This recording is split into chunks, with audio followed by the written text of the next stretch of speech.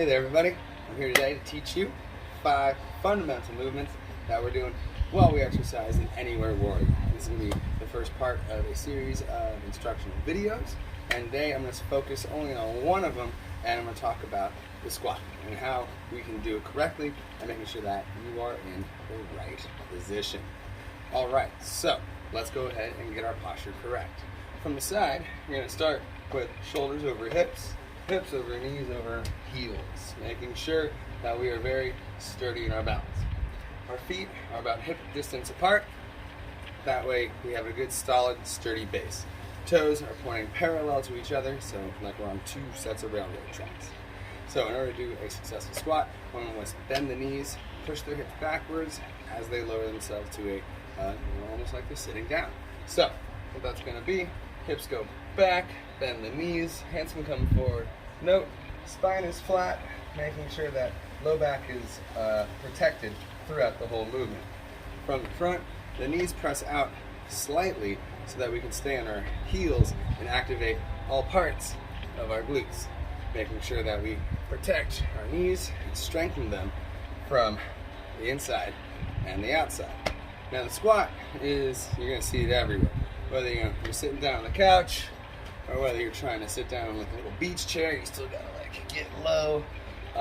For safety reasons, when we do a squat, I only want to make sure that your hips go as low as your knees. What I mean is we drop low so that our hips and our thigh is parallel to the ground instead of lower than that.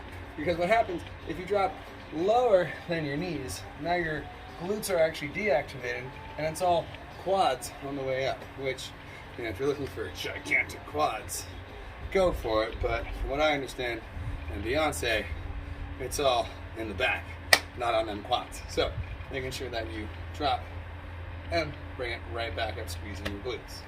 And that is how to do a squat. Now, some variations of the squat are going to include a squat jump, bounce squat, and squat pulses. So each one of these is going to activate muscles in a different way. So a squat jump is the most plyometric of the movements.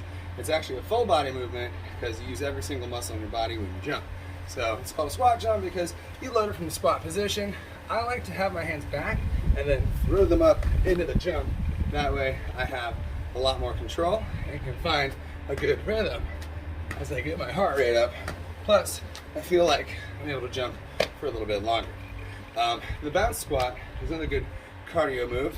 For those of you with knee injuries or can't do higher impact exercises, it's a bit of a lower impact move. It's like a jumping jack and a squat together. So starting with your feet together, you just hop out, drop, and come back to your standing position. These are great because it's a great way to keep your heart rate up, going from toes to heels, and you can go pretty quick. You do want to keep yourself honest though.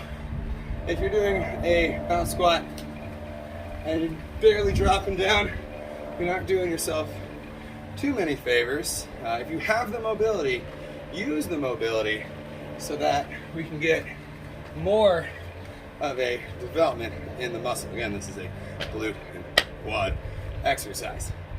And then there's also the squat pulse. Now the squat pulse is exactly what it sounds like.